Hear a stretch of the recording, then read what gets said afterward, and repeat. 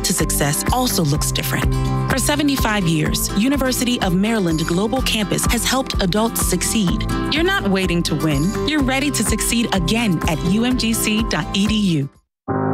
Corsair, thin skin. When I'm shaving down there, not just any razor will do. Venus for pubic hair and skin with a patented irritation defense bar. For a smooth shave with blades that barely touch skin. I'm a Venus. Tomorrow, only we are with the Jonas Brothers before they kick off their Las Vegas residency. We never played our music to people drinking necessarily. All right, before we go, big congratulations to HGTV couple Drew and Linda Scott. Happening now. New details surfacing about the broken lines of communication between the responding law enforcement agencies. State Senator Roland Gutierrez tells us who was receiving those 911 calls from children stuck inside Robb Elementary. And police on the scene of a major accident this afternoon involving 5 Brandeis High School students, 1 dead and several sent to a hospital. We have a crew on the scene with more detail next.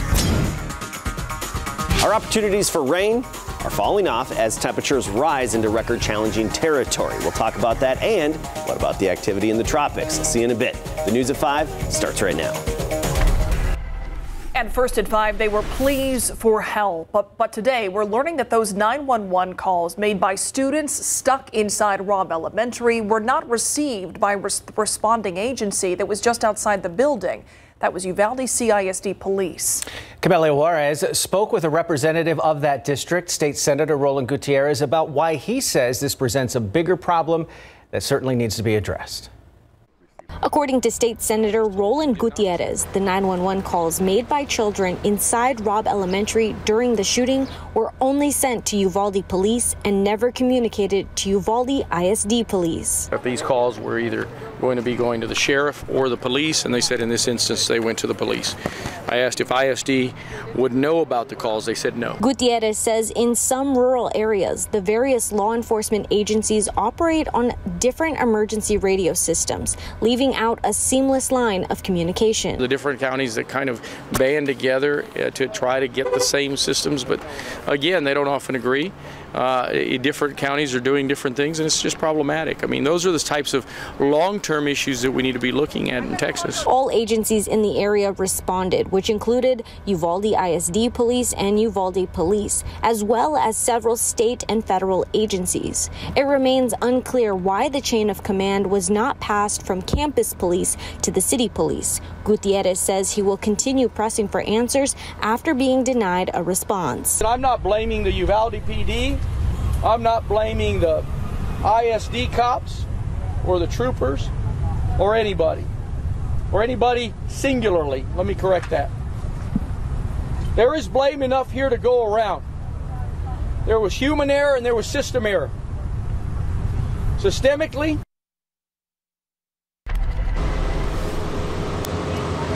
Gutierrez continues to wait for radio transmission reports and more details about the communication between dispatchers and Uvalde police.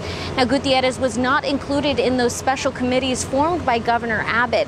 Now, these committees were to focus on school safety and mental health policy changes. No representatives from Santa Fe, El Paso, Sutherland Springs, or Midland Odessa were included in these special committees.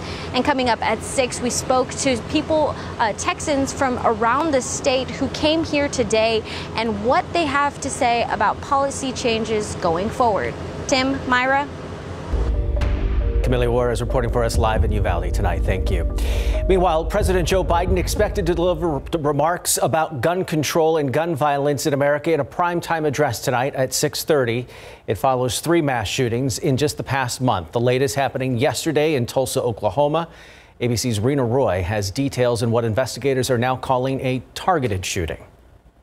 America rocked by gun violence yet again with another mass shooting in this country, this time at a medical facility in Tulsa, Oklahoma. We are supposed to be the ones that are caring for others during tragedies. To think that our caregivers were the victims, it's just incomprehensible to me. 4 people killed Wednesday afternoon, including Dr. Preston Phillips and Dr. Stephanie Huson. Police say 45-year-old Michael Lewis stormed into the facility targeting Dr. Phillips, who performed back surgery on him days before. He came in with the intent to kill Dr. Phillips. and anyone who got in his way. He blamed Dr. Phillips for the ongoing pain following the surgery. Authorities say Lewis was armed with a handgun and an AR-15 assault-style rifle. That rifle purchased just hours before the shooting. At 2 p.m. on June the 1st, Mr. Lewis purchased a semi-automatic rifle from a local gun store. Lewis took his own life as first responders rushed into the building, according to police. These new details emerging as another mass shooting investigation continues in Buffalo, New York. Peyton Gendron facing a judge Thursday on 10 counts of first-degree and second-degree murder. Gendron has pleaded not guilty after 10 black people were shot dead in a supermarket. He was arraigned on 25 counts. The highest charge is domestic act of terrorism motivated by hate in the first degree. Rena Roy, ABC News, New York. Now to some breaking news here at home this evening. The Texas Department of Public Safety is investigating a plane crash. It happened near the Bexar-Medina County line. Our Alicia Barrera joins us live from the San Geronimo Air Park, which is near where this crash happened. Okay, Alicia, so what do we know so far about this? So we're still waiting to hear back from DPS officially. I reached out to Bexar County Sheriff's Office. They said that this is Medina County's jurisdiction. We reached out to the Sheriff's Department, and right now they haven't provided any information. They directed me to DPS, so we're still trying to find out information. But take a look at the video that we do have from our chopper.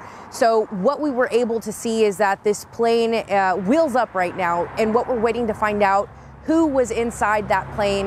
Are there any fatalities, any information of that sort? The area where we're right outside of St. Geronimo Air Park. Inside, there's more than 100 hangars, and there's more than 30 residencies, or about 30 homes. And we were able to speak to some people who live here. They weren't able to provide much information. They as well are concerned and wanting to find out more information. So stay tuned with KSAT. Right now we're going to hang out in this area, try to keep going different avenues to try to get closer to that plane crash and get more information for you. Reporting live, Alicia Barrera, KSAT 12 News. Thank you, Alicia. Another investigation underway on the last day of school for a group of local students. What should be a day of celebration instead ends in tragedy. 5 students from Brandeis High School involved in a deadly wreck on the northwest side. A total of 5 people transported to local hospitals. Patty Santos is live at the scene on Hausman Road, east of Babcock. What do we know so far? Yeah, this crash happened around 1 o'clock, and the traffic here, the road was just reopened about an hour or so ago, but this is what San Antonio police are saying. The students were riding in the black sedan. The driver was killed on impact. Police say the driver crashed into this gray SUV coming out of the parking lot of the bus barn. Police say 3 students were transported. Another was treated on scene. 2 people in the gray SUV were also taken to the hospital. And what led to this crash? Well, that's still not clear. We don't know the rate of speed or anything like that. Our traffic investigations unit is on scene, and they're interviewing witnesses to determine that, and they're doing all their investigations, but at this point it's too early to tell. And Northside ISD confirms that this involved 5 students from Brandeis High School, as well as a transportation employee. We're still waiting more information from the district and also from police. We'll keep you updated and bring you the latest on the night beat. We'll send it back to you. Thank you, Patty. We're also working to learn the name of a motorcyclist who died in a crash early this morning. It happened over on the city's south side along Probant and West Mitchell Streets. That's where a driver of a pickup making a turn hit the motorcycle. San Antonio police say the biker had a helmet, but he wasn't wearing it. He also didn't have any identification on him. The woman driving the pickup stayed at the scene and is not expected to face any charges. Let's take a look at 5 o'clock traffic out there today. 410 in San Pedro. You could see traffic moving along at a pretty good clip. We don't have any real tie-ups to tell you about. Looks like people are on their way this evening. Yeah, and temperature-wise today, well, not as hot as days past, but still, of course, feeling the warmth out there, and the temperatures well into the 90s this afternoon. I mean, not as hot. We're talking 94, the high officially here in San Antonio. At least that's the most recent high temperature. We'll have an update coming up at 6 o'clock. Sometimes there's a little fluctuation between now and then. That's 3 degrees above average, but far from the record territory of 101. Eagle Pass 97, but 88 in West Kerrville, 88 in Leon Springs, 97 in Santa Maria. We're not talking upper 90s all over the place like we have seen for quite a bit. 92 in New Braunfels and Universal City now at 94 degrees. Not a lot of activity on the radar screen. We did have a few showers basically right along Highway 46 between Bernie and Bulverde, Smithson Valley area earlier today. Now creeping into northwestern Kerr County, extreme northeastern Edwards County, and up near Junction, a few brief, highly isolated showers. Locally, this is where we had the rain, all north of San Antonio, and some decent accumulations on the order of ½ an inch to an inch between Bernie, Bergheim towards Smithson Valley. We'll talk about rain chances going forward and record challenging heat coming right up. All right, thank you, Adam. As the U.S. is turning to other countries for help in dealing with the baby formula shortage, milk banks across the country now stepping up to try to ease some of the burden for many struggling families. Isabel Rosales has the story. Thank you so much. Megan Doyle is one of the growing number of moms donating their extra supply of breast milk. The Navy pilot and mother of 5-month-old June says the baby formula shortage has inspired her to step up. As a sailor and in the Navy and an officer, you learn to be selfless.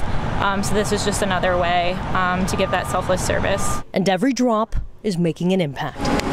Donations are pouring in at the University of California Health Milk Bank in San Diego. The unexpected response to this formula shortage has been the outpouring of desire to help other people from families in our community.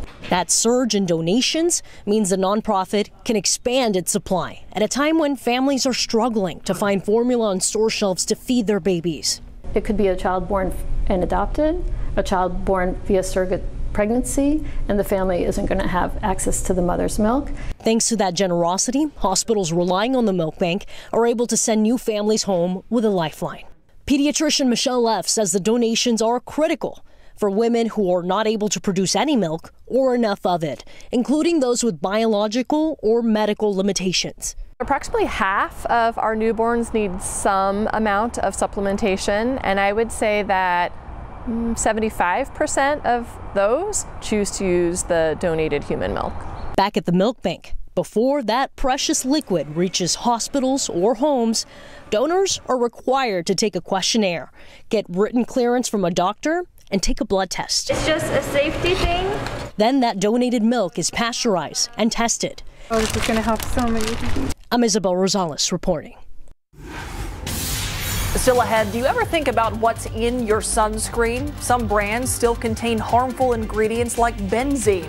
We'll have recommendations on the best and the best affordable options for 2022 when we come back.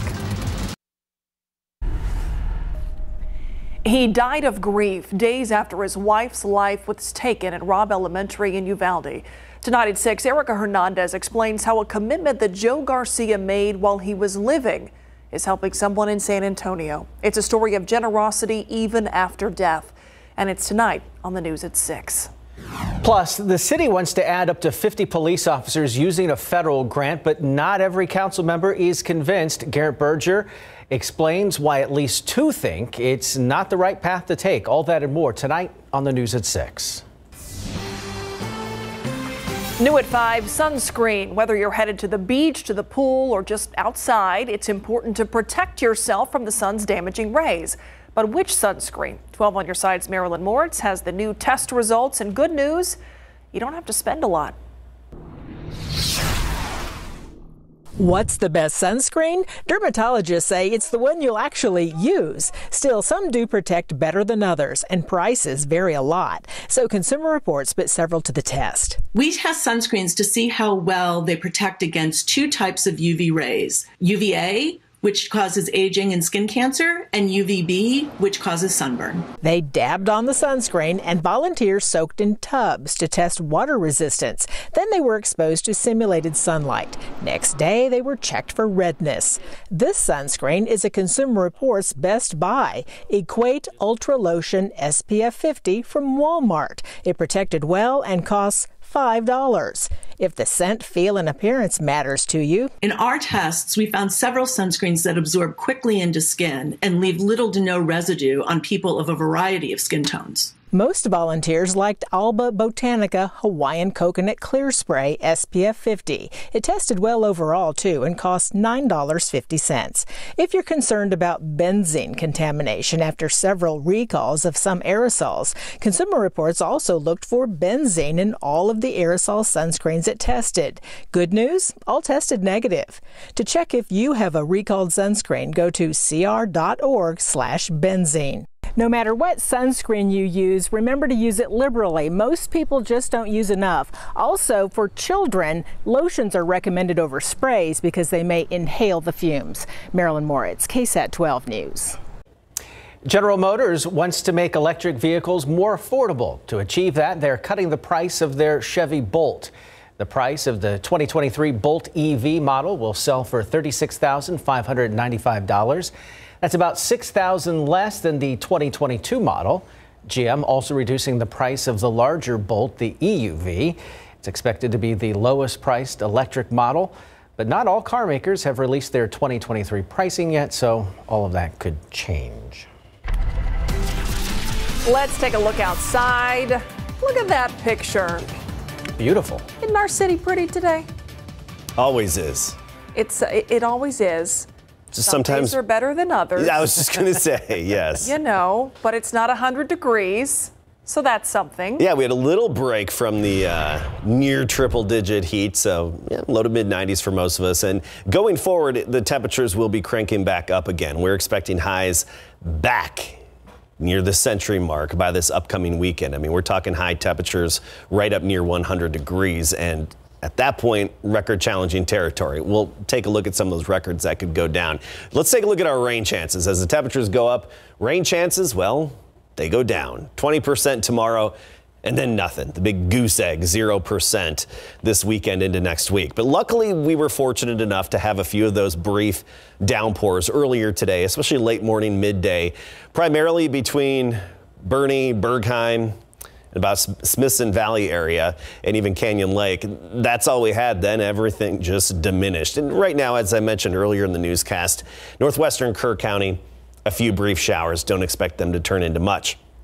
Elsewhere across the state, at least we got some needed moisture. Dallas eastward and even parts of West Texas. We're watching this development in Mexico. Should organize a bit and move into very drought-stricken West Texas. So that's, of course, something that we'll keep an eye on. And I like to watch that just for the mere fact that, hey, if we're not getting the needed rain, it's nice to see somebody else getting the needed rainfall. What could be a big drought buster for us is this area of disturbed weather. A disturbance over the northern Yucatan Peninsula here, basically the center of it right near Cancun. And that's going to track toward Florida. So bringing a lot of heavy rainfall to Cuba and on into Florida. We're talking inches and inches of rainfall moving away from Texas. This would have been the perfect system for us. Maybe a low-end tropical storm, but a lot of rainfall. Instead, it's moving to Florida, and they actually don't need the rain. I mean, around here, we're going to be dry. Again, 20% chance tomorrow, then dry through the weekend. But Florida doesn't even need the rain much. Very little in terms of drought. You look at the drought monitor, a little bit between Orlando and Miami, and that's about it. Whereas you look at Texas, and the vast majority of our state is considered in drought, with the exception of just north of Dallas-Fort Worth and then parts of East Texas as well. This is where it's the worst for us, from Kerrville to Sisterdale, Bandera, Hondo, all the way down to Pleasanton, even a good portion of Bexar County considered an extreme drought. So obviously we could use the rain, but unfortunately, prospects not good at this time. Crossing our fingers for a weak tropical system at some point. 94 now. Dew point is 65. We feel the humidity still a boundary over the state. In turn, some 70s and 60s to the north. Amarillo 64, Midland at 69. Meanwhile, 96 in Hondo, 94 here in San Antonio, 88 Kerrville. It's nice to see some 80s on the map for a change. This evening, temperatures dropping down, mid-80s by 10 o'clock. Not much of a breeze, partly cloudy conditions. You'll notice the humidity. Tomorrow, there's that 20% chance of a few more brief, isolated downpours. 74 in the morning, 96 by the afternoon high temperature. So we're starting to creep our way back up again. Tomorrow, mid-90s. Once we get into Saturday, I should say, 99. Sunday and Monday, likely to hit those records. 101 on Sunday and likely breaking a record, 102 on Monday. Yikes. Thank you, Adam. It's going to be a warm one. Yeah. All right, the NBA Finals tip off in just a bit, Greg, and there is definitely plenty of San Antonio ties on both sides. Oh, yeah, exactly right. Ime Udoka is a head coach, of course, of the Boston Celtics, and how his time here in San Antonio was more like a fairy tale compared to the rest of the NBA. And Klay Thompson on the Warriors becoming more reflective as a player. He'll tell us why coming up.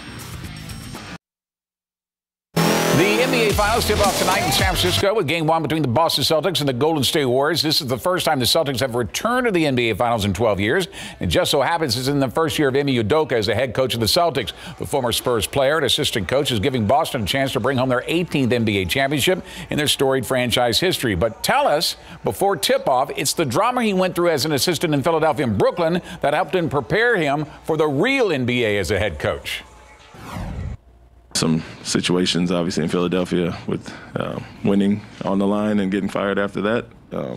Brooklyn, an intense situation with a win-now mentality and some superstar players, and I think all that boded well for me going forward.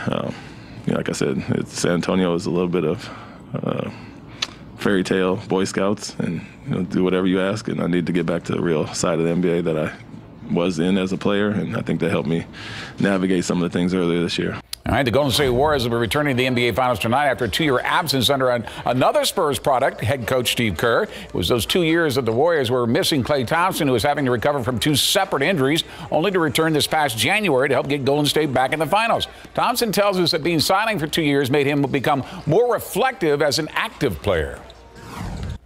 Back in the day, just felt like work more, it just kind of programmed you to feel more robotic and just do your daily routines. But now I just try to find joy in every routine I do, whether that's the drive to the arena, being on the trading table. It's just such an awesome job to be a NBA player. And I knew that before, but going through surgeries and rehabs and putting a jersey on just hits so much harder than it did back in the day. All right, so Game 1 is tonight right here live on KSAT 12, followed by Game 2 Sunday at 7, and then it switches over to Boston for Games 3 and 4. The Dallas Cowboys releasing a statement today that says that we are heartbroken by the tragic death of Marion Barber III. The former Cowboys running back who wore the star for 6 of his 7 seasons in the NFL was found dead in his apartment on Wednesday at just the age of 38. That's after police were called there for a welfare check. We don't know what happened, but we do know that Marion had suffered from mental issues over the last couple of years. Praying for his family and his friends right now. All right. Thank you, Greg. We'll be right back. Here's a KSAT 12-hour forecast. There's that 20% of a few rogue, brief pop-up showers throughout the day tomorrow. 74 degrees at 7 a.m. Partly cloudy all day long, near 90 at noon. And then we make it up to 96 for the high temperature. The average high temperature is 91 degrees these days, and we're going to be well above that this weekend. 99 on Saturday. That's 1 degree shy of a record. We're expecting 101 on Sunday. That would tie the record. And Monday, 102 would break the record. So get ready for some more heat. 96 doesn't sound so bad. Thanks for watching the news at 5. World News is next. We'll see you back here at 6.